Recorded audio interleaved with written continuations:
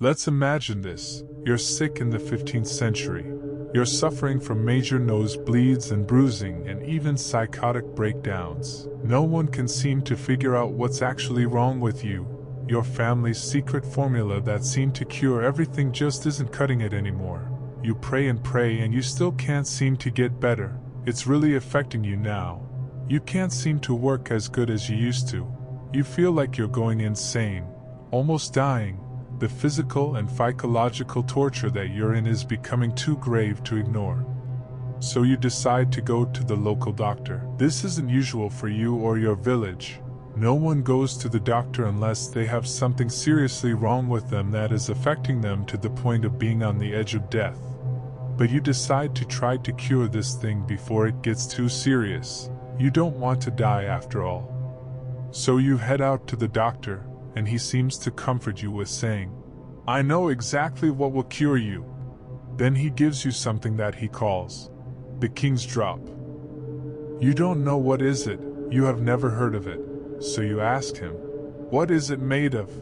He smiles and tells you, "Don't worry, it's just alcohol and some powder." So you ask him, "What is the powder?" He replies with, "Oh, it's just ground up human skulls." Well, that is basically the story of today's video, medical cannibalism. That might sound weird to you being that we are in 2026, but no, it was the norm everywhere back in the day. From Europeans eating mummies for its healing power to lining up after beheadings to try to get a cup of fresh blood. Right now, if I told you that I have a corpse in my house, you'd probably call the cops on me or just never talk to me again. But back in the day, if I told you the same thing, you'd probably ask for a bite. Now, this doesn't mean that they were killing and eating people on a regular basis, but they did believe that certain body parts, when eaten, would give very good results from health all the way to some kind of superpower. The oldest and best example of these ancient practices were the longest medical scrolls found in China in a tomb, sealed during the Hong Dynasty. These scrolls were called the usher Bingfang. These scrolls contain medical practices ranging from eating fingernails to using menstrual blood for medical reasons. Published in the early 16th century, Ben Chao Gongmu is one of the most common Chinese traditional medical books, but it also lists 35 human drugs, or more accurately drugs made out of humans. Now that can include organs, skin, or just human flesh. Really anything that is of the human body can be used in some way for these medical practices. In these scrolls there is a way to cure tuberculosis. That cure is by eating human flesh. So how do you get the human flesh for these traditional cures? Well, imagine this. You have an older grandparent. They fell ill with some sort of a sickness. You ask around and people bring up the magical cure that is said in these scrolls. So you tie a rope around your arm or thigh and cut off a piece of meat to cook for your grandparent that is sick. This is the type of cannibalism that we are talking about today. But there were some cases of the normal way that you would think of cannibalism. Like in the case of Emperor Wuzong of Tang. This emperor would have his men go out there and bring him 15-year-old boys and girls for him to kill and eat their hearts for cures and making you live longer. Europe reached its peak of medical cannibalism near the end of the Renaissance on the cusp of the Age of Enlightenment. But of course, this was taking place quite earlier, such as in ancient Rome when they believed if you drank the blood of a slain gladiator, it could cure epilepsy and just give you general good health. The explicit reason Romans believed this is pretty much unknown, other than the belief that if they were an extremely strong individual, that means they had extremely strong blood and you could reap the benefits of that as well. It believes to have also have some sort of stemming from theory rites of the Etruscan people, which were who predated ancient Rome, and they had a very strong belief in magic. Magic actually plays a giant part into medical cannibalism and this whole kind of concept of curing things with blood because of how much they believe there was soul and energy and power in blood. But there is no bigger, most documented, most I would say crazy practice of medical cannibalism than of Europe's love of eating genuine ancient Egyptian mummies. Now, why were people eating mummies in Europe? Well, in all reality, it seems to be from people playing a really bad game of telephone, and poor translations of Arabic medical text. Mumia was noted in ancient Arabic medical texts being referred to a natural sediment material. Now, I've seen two kind of different ways this comes from. I've seen people reference it being a wax made of naturally occurring things found in the mountainsides of Peru. I've seen this reference to sediment found in the Dead Sea itself. Both of them are really dark materials and once again naturally occurring. And the line where this happened isn't the clearest, but it seems at some point in the 11th century in Europe particularly. This reference to mumia being this naturally dark substance, usually called pitch, shifted to meaning this dark mineral natural substance found in mummies in ancient Egyptian mummies. And of course, after a little while of it being referred to this very specific type of material you find in mummies, by the 12th century, mumia meant mummy. It was any part of the mummy ground up. And by the 15th century, the demand for mumia for people to have for medicinal purposes was insane. These merchants would go over to Europe, pillage a tomb, and take gout everything out of it, including the actual corpse of the tomb. By the 18th century, mumia was the medicine to just solve about anything and everything. If you had bruises, take mumia. You're having weird bleeding, take mumia. Oh, you have a wound on your body, we'll wrap it in a bandage soaked in mumia. Truly, walking into an apothecary at this time and complained about just about anything was going to lead to the guy taking you over and showing you and prescribing you and having you take ground up human corpses. Europe created probably the most prolific documented case of institutionalized cannibalism. Institutionalized cannibalism is when it's part of the institution. It is part of normal.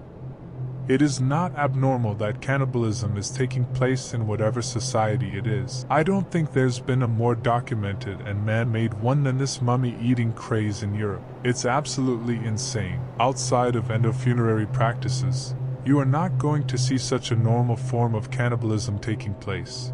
Especially taking place to this extent, because at least in endofunerary cannibalism, that's only happening when someone dies. This is you just walk around and go somewhere like my head kind of hurts. Oh, here eat person, that's insane. And with this much craze of taking mumia, there's only so many mummies in the world, let alone ones that can be brought over to Europe and then not just brought over, but brought over and consumed. So, this started an entire underground market of making fake mummies to sell to people. There's no business like scam business, so even some would write out and document exactly how to make your own fake mummy at home. And one recipe from a German physician is, quote, "Take the fresh unspotted cadaver of a red-headed man, because in them the blood is thinner and the flesh, hence more excellent, aged about 24, who has been executed and died a violent death. Let the corpse lie one day and night in the sun and moon, but the weather must be good. Cut the flesh in pieces and sprinkle it with myrrh and just a little aloe. Then soak it in the spirits of wine for several days. Hang it up for 6 to 10 hours. Soak it again in spirits of wine, then let the pieces dry in dry air in a shady pot. Thus, they will be similar to smoked meat and will not stink." Now, the reference to dying a violent death, I'm going to get into once we get into blood consumption. But it was a thought, a false thought they made that they believed that the Egyptians thought when someone died a young violent death, their blood was more potent and powerful. So, if you're going to make a fake mummy, they're like, fuck, you got to get the best of the best to really fake it. Also, the thought of soaking a corpse in and out of wine and drying it in this time period, not even a ceiling fan. I can't imagine that the stench. It's horrifying. But yes, since most ways you took mumia was powdered or turned into tinctures and things like this, it was pretty easy to fake. You just needed the coloring and kind of the stench of a corpse. People weren't really buying whole arms or legs or things of this nature when it came to mummies. And once the scam practice started, that kind of made people start buying whole chunks of mummy. In particular, I've seen a lot of pharmacies or apothecaries as they'd probably be called at the time, reference that they started buying whole entire brains, probably straight out the canopic jar they were stolen from, because they needed to guarantee they actually were having human remains. Because these scammers would just take executed criminals. They would dig up poor people's bodies, or even at times animals, to do this entire faux process, and then sell it off. And it wasn't just medicine. Mummy was actually used for paint.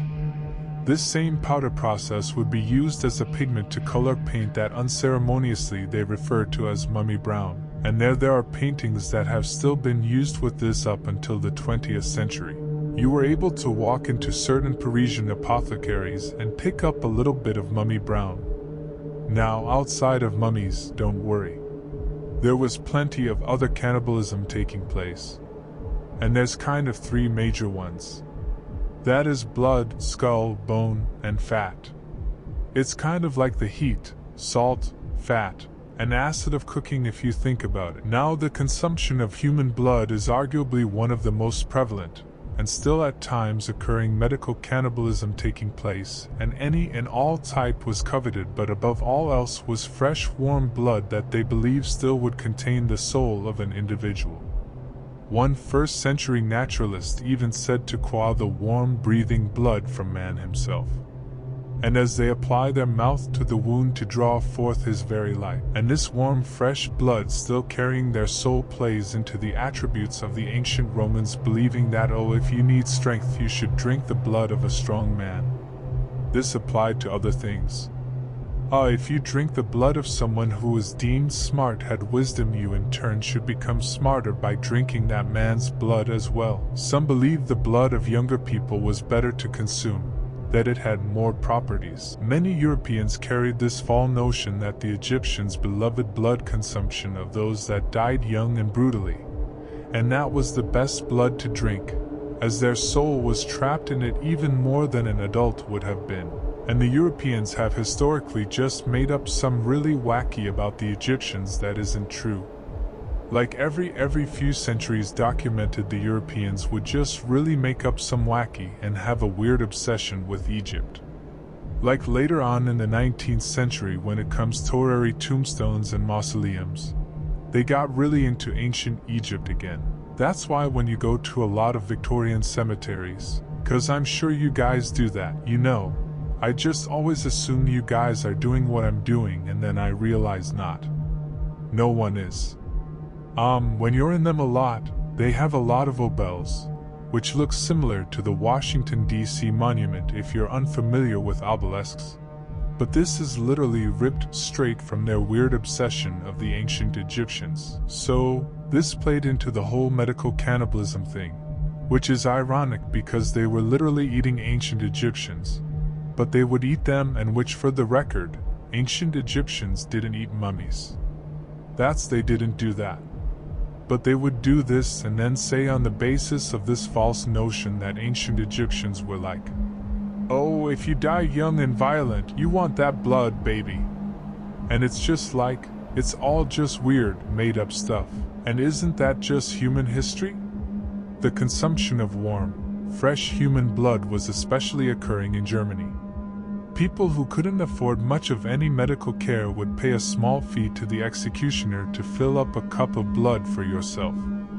As some believe, the absolute best means of blood consumption was fresh, hot, and from a beheading, which is also the name of my autobiography. The bodies of executed criminals have an extremely long-standing importance in medical history, from medical dissections, talismans, and of course, consumption.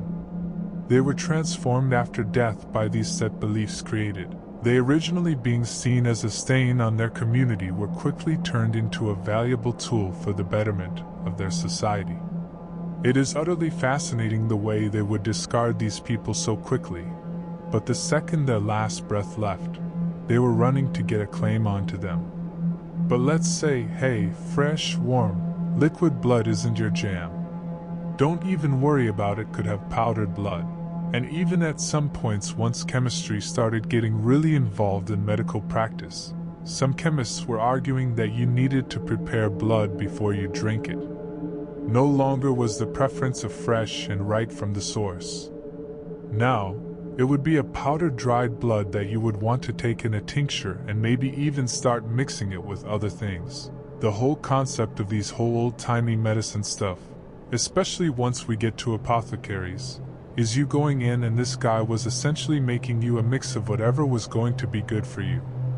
A lot of times too with the human cannibalism, it wasn't just straight up that you wouldn't take explicitly only part of the person cause a lot of times that was gross. But it was also this mixing of stuff. You would be like, oh okay, well you need dried blood and you need myrrh and you need cinnabar, like stuff like that. You would go in and someone would prescribe you, but on more times than not, the base of your prescription was in fact parts of human. And let's say, hey, you don't like liquid. You don't like dry. You know, you're a little bit of a picky girl. That's okay. You can be picky. You want something a little more viscous. Well, you're in luck cause blood marmalade or blood jam was always happening. In 1679, a French apothecary would write out their explicit instructions for how they made their own blood jam, which is as follows. Fresh blood should be left out until it congeals into a sticky mass, then spread onto a softwood table, cut into thin slices, allowing the very watery part to drip away. Once these slices were completely dried out, you would put it onto a stove top, stir it with a knife, and until it turned into a batter. They would then transfer this into a warm bronze mortar and pound it through a sieve of the finest silk into a glass jar. You would then take this jar of blood jam and you could keep it onto your shelf. Most people recommended you change this out every spring. So you know, you'd have your blood jam for the whole year. Blood consumption itself was most common in Northern Europe. But there are accounts of even Louis XI of France and Pope Innocent VI would drink the blood particularly of young boys for their health in the late 15th century.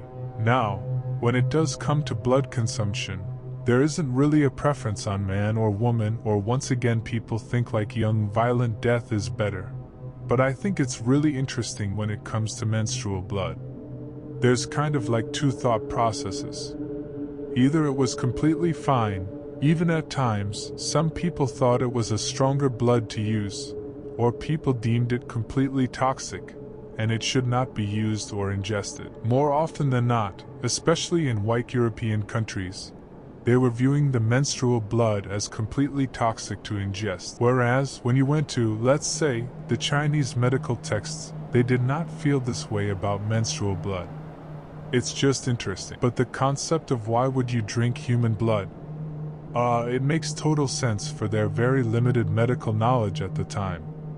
And in a way, they weren't totally wrong. They saw the effects of a loss of blood, pale, clammy, fatigued, eventual death from the lack of blood in their body. So if you're seeing something like this without any medical knowledge we have now, you would say, well, seems like they need some blood, don't they?